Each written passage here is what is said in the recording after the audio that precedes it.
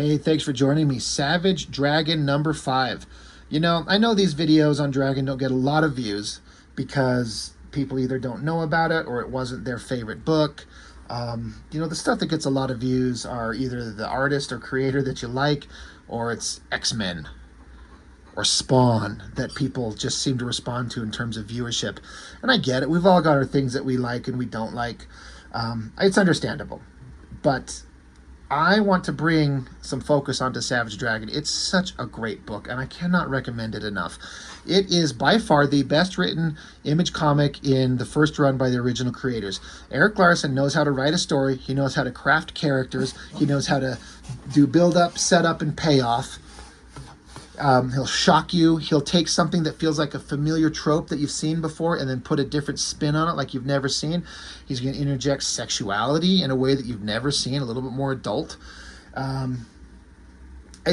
Every issue became more and more profoundly interesting to me. And I was like, I thought I'd be loving Wildcats. And I was not. But I was loving Dragon. I thought I'd be loving Cyberforce. And I was not. I was loving Dragon. I thought Spawn would be great. Spawn sucked, story-wise, but I was loving everything about Dragon. Interesting cover. I mean, you got to give it to Eric Larson. He will try different things. He's going to take the Savage Dragon logo, and I don't know how you do this, maybe put it in the computer and stretch the ever-living fuck out of it, and then just have a little shot of Dragon socking the shit out of this bad guy. I feel like this cover could have been fine without the stretched out Dragon logo. In fact, make it smaller and then just have kind of the focus of just the figures. But it works. It's fine. A cover is a big deal, right? The cover is like the thing that makes you hopefully like glance across the shelf and look at it and go, ooh, that looks awesome. What's that? And I'm not saying this isn't that. It's far from the best comic cover ever made. But when you've been doing, Larson's now on issue 270 something or 80. So I don't know at this point. I was collecting it forever until my local comic shop started fucking it up, and I've missed the last several issues, and unfortunately the story's not as interesting as it used to be, and Eric Larson's kind of politics have made me kind of not like him in a lot of ways, and so I'm kind of not too broken up about stopping collecting the Dragon these days. But it does kind of suck because I've collected every one since day one, and I don't want to break my run, but he's given me reason to just finally bail on him. But it's mostly because my comic shop won't fucking get him into the holds anymore. And now that I've missed so many, I just don't even know what's going on. Anyway, this is when Dragon was magic to me. And there's a lot of build-up and payoff, and it's all building towards something. Dedicated to Todd McFarlane. That's nice. So this is a character. This is the guy who's on the cover. This is another one of these great things. Look at this guy's face. There's two heads, right? Two faces. And this is who Dragon is socking the shit out of. The character's name is Doubleheader. And I think he was introduced either the last issue or the issue before as he was in the background of a bunch of villains breaking out of jail. And I feel like, I don't feel like Eric Larson ever made much of an attempt to make this guy a character. Because he'll just come up with an interesting visual or an interesting name and just come up with a random ass thing and throw him in there and just have a bad guy that Dragon can punch the fuck out of. But the name Doubleheader, where do you hear Doubleheader is like a baseball term, right? So he's like, he probably heard that and just like, what if I just had a character instead of like a bad guy with 2 arms or something like that, or dragon wings? He's got 2 fucking faces, one on top of each other. And I don't think this character has ever been developed into anything. It's just like a gag name and a gag look. I think that there's some potential for this character. He's got 2 faces. Which one do you feed? Does the top head have an esophagus to feed into the throat? Do you have to eat out of the bottom mouth? Can he eat at the same time? Can he smoke in one and drink in the other?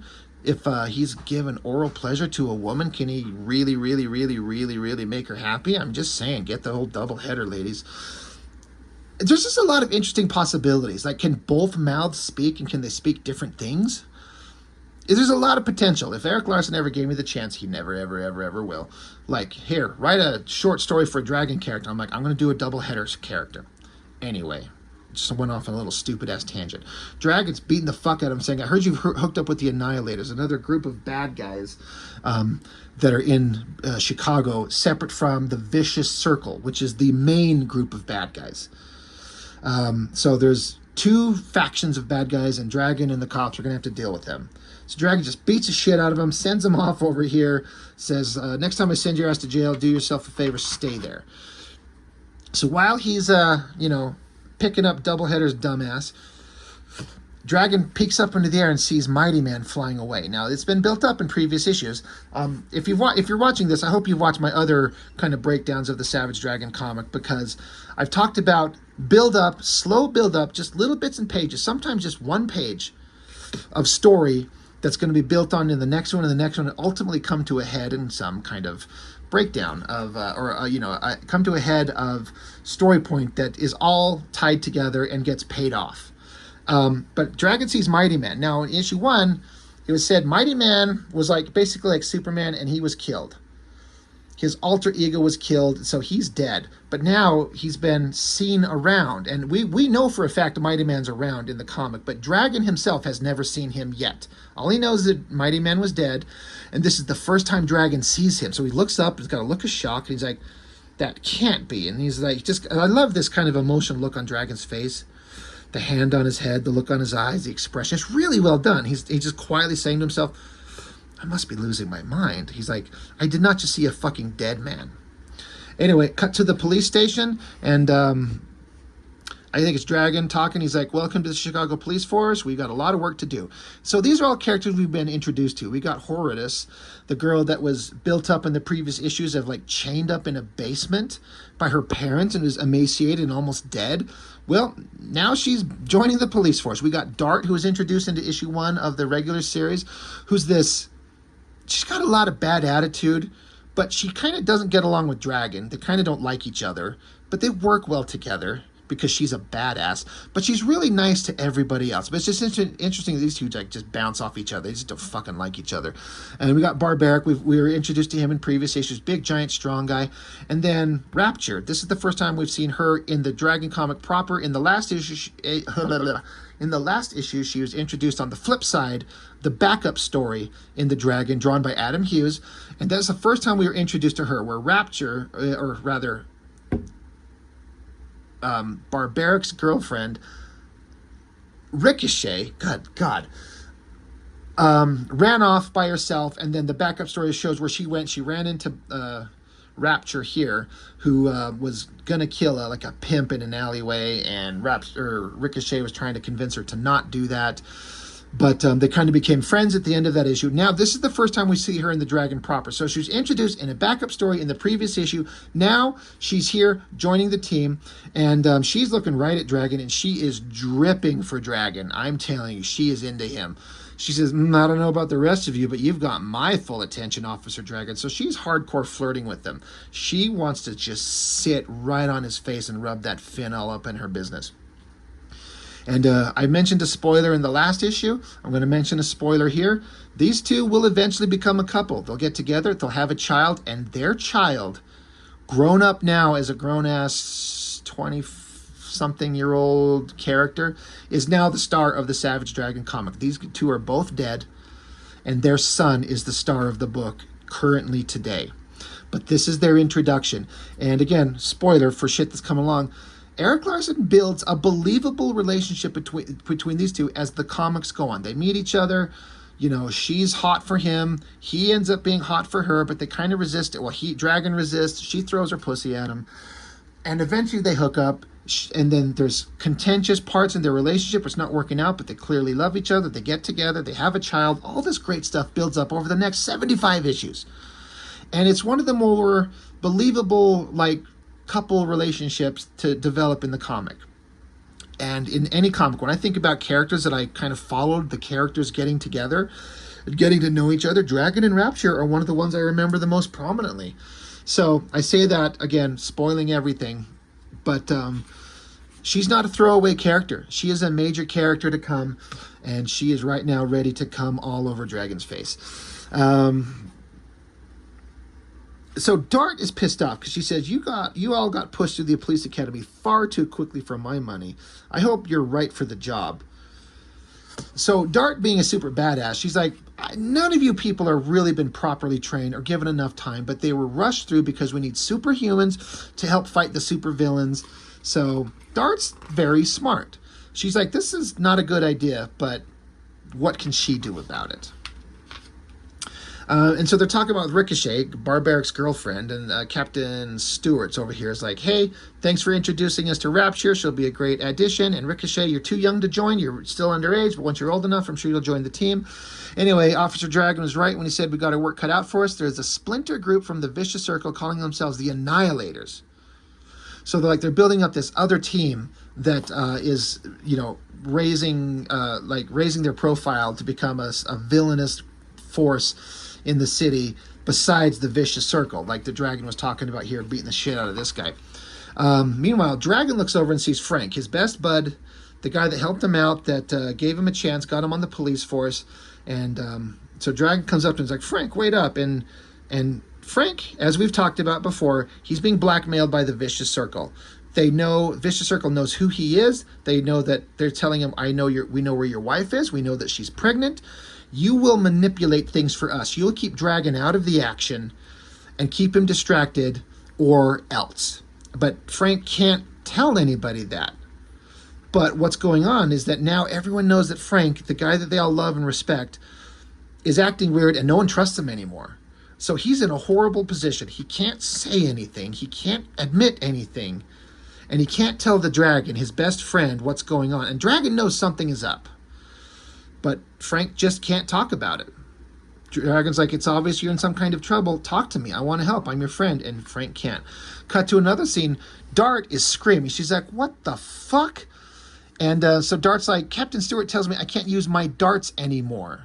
Because again, Dart, shockingly, her ability is she's got all these little darts that she can throw into people. Poisonous, explosive, whatever Eric Larson wants her to do. And she's only got you can barely see them strapped to her. They're around the upper parts of her arm, her earrings, and then around her thighs. But she seemingly has an endless supply of them. I don't know where she's pulling them from. But she's got an endless supply of these darts. And in the last issue, they ended up fighting this giant, pus-filled giant pimple monster. And she just started throwing her darts, just dozens of them into the guy. And they ended up exploding and blowing him apart, blowing all that pus out of him and reducing him back to a standard-sized guy. And when he was getting hauled off by the cops, he's like, you can't throw darts at a guy. That's bullshit. I'll sue. Well, guess what? He is. This is another interesting part that Eric Larson builds into kind of the real-world kind of repercussions of superheroes, where, you got these superpowers and you're part of a police force. Well, the bad guy's like, well, I may not be able to defeat you physically, but I can still use the legal system because lawyers are fucking twats and they'll go after anybody. So she's like, I can't use my darts anymore. That Zit man we brought in earlier who was trying to kill Ricochet has filed a suit alleging excessive force. Throwing darts is what I do. That's my whole gig. And I thought this was great. So Dragon is telling Captain Stewart, he's like, why did you hire Dart in the first place, Captain Stewart? She's next to useless without her darts. You might as well have poured Howard Neisman, just some other fucking guy, into some tights and sent him out on the town. And Dart's like, well, wait. I wouldn't go that far, Buster. I'm still fast, still agile. I'm still one of the best damn hand-to-hand combatants in the United States. And Captain Stewart's like, well, that's what we need. And so Dragon smiles, and she's just fucking pissed. So it's a little bit of reverse psychology, kind of trying to get her to admit, you're kind of a badass without your darts, And she's like, yeah, I fucking know. I'm amazing without my darts. And he's like, yeah, right? So she's pissed. I love the contentious relationship between these two. They're helping each other out, but they can't stand each other. And then you got this woman walking up in the background. I can't not mention this panel. You can choose a lower angle. You don't have to choose a lower angle and put the prominent female's perfectly formed ass that's mostly naked right up front, where you have to add in that little bit of anatomical detail right there. It sure stands out. Anatomically it's accurate, but just adding that little bump right on her sniz edge. Is it necessary? Do we have to have this shot right in front of her face? I will argue 100% we absolutely need her fucking ass right in her face, because Eric Larson is interested in adding humor and sex and violence in a comic that he's never been able to do before, in a way you've probably never seen in mainstream comics by a big, massive, popular creator. And he's like, we all know you look at these characters that are in all these comics we read for years, and the girls are always super hyper fucking hot. Well, you know what? I'm going to put her ass right up front, and you're going to look at it, and you're going to like it. You know you like it. You know it. And so because of that, it's 100% not necessary, but I love that Eric Larson does it. He's going to make whatever the fuck he wants, and he's going to put it right in front of your face. But here comes old woman screaming at Dragon. This is another element that's from past storylines is coming to fruition. Basically what's going on is Dragon is explaining, what's going on here is after the woman screams at him and takes off, Rapture, who is just dripping for Dragon, she comes up to ask her, she's like, what was that all about? Excuse me. But Dragon explains how in the original miniseries he met that girl Debbie, who was the blonde chick that lived in the apartment complex that he was in. And she kind of flirted with him. And eventually, at the end of the miniseries, they get together. They have a night together. They totally bang. And then the next morning, this is a big, important moment in Dragon's life. The next morning, there's a knock at Dragon's door, and Dragon lets Debbie go answer the door. And there's a guy out there with a gun, presumably gunning for Dragon. And as soon as the door opens, he shoots the first person that's there and kills Debbie, shoots her right in the fucking head, drops her dead. And then as soon as Dragon hears that, he comes running, but by the time he gets her to the door, the gunman turned the gun onto himself and he blew his own brains out. And the Dragon's just left there with this girl he just got together with for the first time, who he cared about, and she's dead on the floor. This is that woman, this is Debbie's mom. And she's screaming at him. She's like, you fucking piece of shit. You sent the cops to me to question me. Because Dragon found out that she, mom, had a conversation over the phone, I think, with the gunman right before he came gunning for Dragon himself. So it's kind of like, well, what did you have a conversation? Why are you talking to this guy? Why are you talking to him and then he's coming after me? We got some questions for you. And she's like, how dare you? I've never been so insulted. You took her from me. You seduced her and now she's dead. And you're trying to pin it on me. She's angry. She hates him. And that is something that will build up into something later. And if you remember my review on, I think, the last issue or the one before, there was a character called The Fiend that just showed up randomly.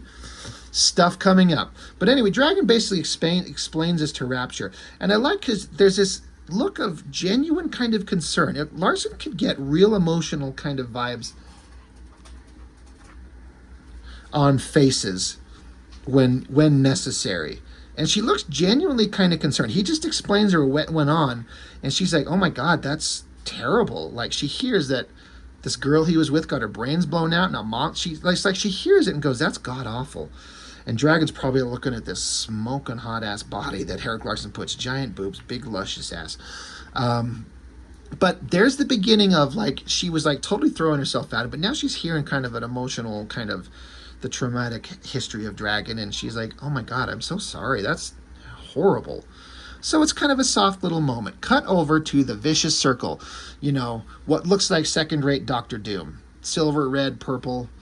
I always thought he was boring looking, and I've said this in every issue of Dragon. I'm like, as the build-up as the main villain in the comic, this is one of the characters I was least interested in, but I was also learning very quickly that all of the main villains in these comics, Hellspawn in Wildcats, who cares? Cyberforce, it was Cyberdata, and then there was the Mother May I chick, big nobody. Who is in Youngblood besides a bunch of nothing? These villains, most of them are nobody. And I was just like, he's just another one, but it's slow build up, and believe me, this will pay off. But basically, he's talking to his minions, and this one kind of throwaway dork who we've never seen before, he's saying that we're in trouble. There's this faction splinter group, the Annihilators, are creeping into our territory. They're cutting into our business. As for Frank Darling, Dragon's buddy, who's over here being blackmailed, they're saying he simply doesn't have enough power on the force anymore. Dragon's trust in him is diminished due to being misled. And Frank Darling has no ties to the new superpowered addition to the police force. Captain Stewart is in charge of them. Says, you can threaten him all you want, but he's no longer in a position where he can make decisions that we can benefit from. So he says, dealing with Darling, frankly, is a big waste of time. So he's basically explaining to Overlord, like, he's got no more ability to manipulate things in a way that actually matter to us. So we're wasting our time with them. And so Overlord, being a villain, just boom, vaporizes the guy. Love that shot of him blasting. I've talked recently a lot about how much I hate fucking sound effects. There is no need for that giant sound effect right there covering up the artwork. It doesn't help. You could barely read it. It sucks. But he blows him away, and Overlord walks away and says, Skullface, sweep up. And Skullface is like, all right. I always liked this cape flowing here. It's a great, perfect shot of a giant flowing cape and just the perfect curves everywhere. But anyway, just one page buildup of Overlord and what's going on with him. Now, it just cuts back to... this is another thing I like about Erik Larsen's storytelling. He'll do a transition from one scene to another and not feel the need to put a text box that says up here, like, the far side of Manhattan, in the upper tower of the evil Overlord, the vicious circle's most predominant leader, the biggest, baddest, blah, blah, blah, blah, blah, blah, blah, blah, blah, blah, blah, blah, blah. He just cuts to it. Here we are. And I believe I read in an interview with him, he's like, movies do it all the time. It just cuts from one scene to another. You can tell we're different characters in a different place. We don't need to have a text box saying we're in this other place with these other people and this is who the character is. Not necessary. So that's what he does here. One page there. Now we're back with Barbaric and Ricochet. Pretty good shot on the hot babe there. She's using electrical powers to zap Barbaric. They're basically training, except they don't have a holodeck like the X-Men do. So they're just training fucking, it looks like outside in an alleyway for all we know. And so, you know, she zaps Barbaric, hurts him. Horus is snapping her pointy tail at Dart there. So Dart grabs her by the head and tosses her into a wall. Now, again, this is another one of these shots. We're going to emphasize these every time. Do we need to have the focus on Dart's ass like that? No. Do we need to have the focus on the angle of her throwing Dart, or Dart throwing there? Do we need it? No. Do we love it? Yes. Erik Larsen is not shying away. There's no need to have that shot. Like, just point her little stink shoot and everything right at us. But we're going to look at it. That's just how it goes. And again, I love it. I mean, it's a little blatant over the top. Would Liefeld ever do that? No, he can't draw that well. Silvestri could draw the hottest women ever, but he would never do anything like that. But Erik Larsen will absolutely do it. Meanwhile, Barbaric is picking himself up. And he's like, all right, that wasn't very nice, Rapture. Neither is this. So he picks up just a fucking random boulder, I guess. It was sitting there. So Dart screams. It slams into the wall, and it blows everything apart, and shit's going to fall on top of her. Again, Erik Larsen's going out of his way to every time we get to draw the hot girls to put them in the most provocative poses we can find, and I'm here for it. Giant chest, tiny little waist, arching the hips and the asses. It's all there. But she's about to get crushed by rubble and debris. And who jumps along and saves her? There's Dragon. Pulls her out of the way of the falling wall. And Dragon's like, are you okay? And she's sitting there with her giant hooters right in his face. She's like, you hear me complaining?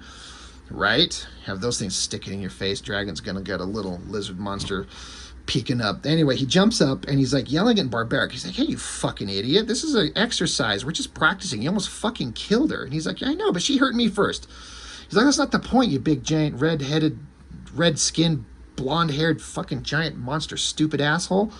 But then Dragon's beeper goes off. He's like, oh shit, I've got to run. And Barbaric's like, do you want us to come with? He's like, no. Anyway, cut to a new scene, just these panels here.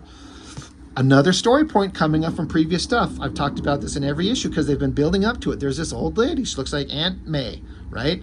From issue 1, and it's like a single page every issue, up 1 through 4. There's this old woman who saw Dragon on a TV screen, and it's like, oh my God, there's my son. That's my son.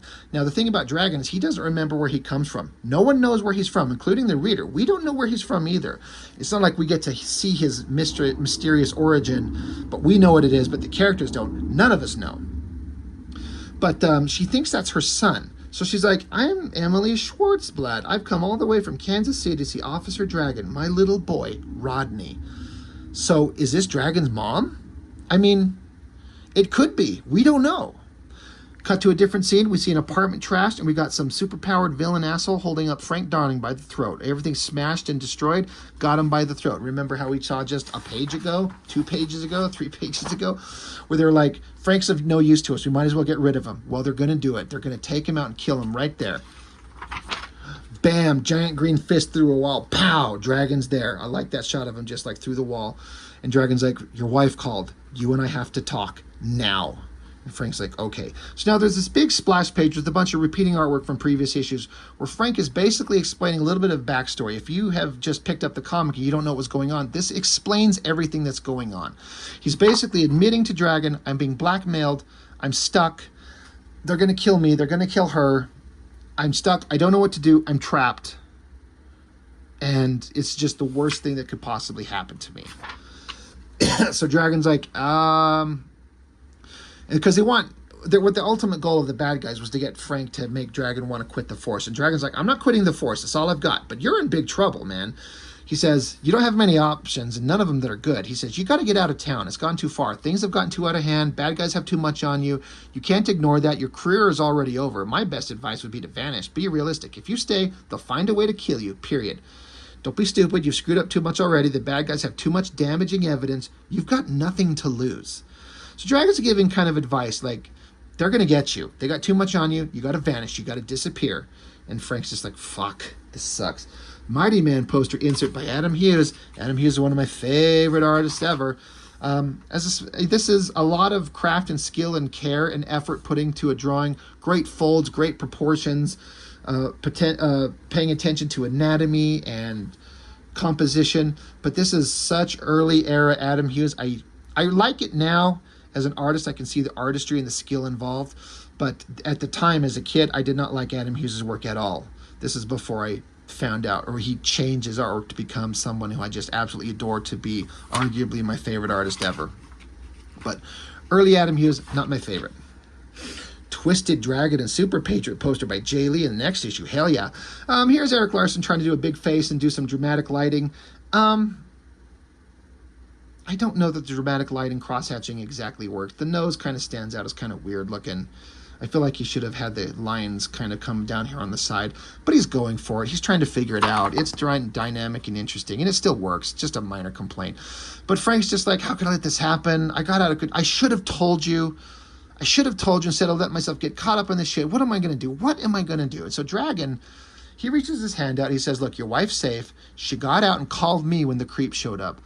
And Dragon says, I'll do whatever I can to help, Frank. You're still my best friend. Nothing can change that. So he hugs him. So this is another thing that made me really there's a softness to the Dragon here. This is a friendship that's been built up. This is issue 5. So 8 issues? God, excuse me. I can't remember if the original miniseries was 2 issues or 3. Anyway, 8 or 9 issues where Dragon has been building up a friendship with this guy. And it feels like it's coming to a culmination, and Dragon's like, I got your back. And there's a kind of a sweet little moment between guys are going to help each other out. Dragon's like, I will help you. And you're my friend. We'll figure this out. That's awesome. Cut to another scene where Dragon's joining the super-powered cops. Again, you got Barbaric, Rapture, Dart, and Horridus. And they're like, we've tracked the Annihilators to their lair. The splinter faction of bad guys that's been talked about since the beginning of the issue. Dart says, you look like crap. And Dragon's like, it's been a bad day at the office. Don't worry about it. Let's move. Cut to an inside scene. We've got all these characters. This is Cyberface is his name. This guy, I can't remember his name, but he basically shoots human feces out of these pipes of his arms.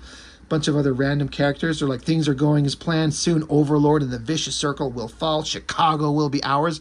And the giant splash page of Dragon and all these other characters busting in to fight these bad guys.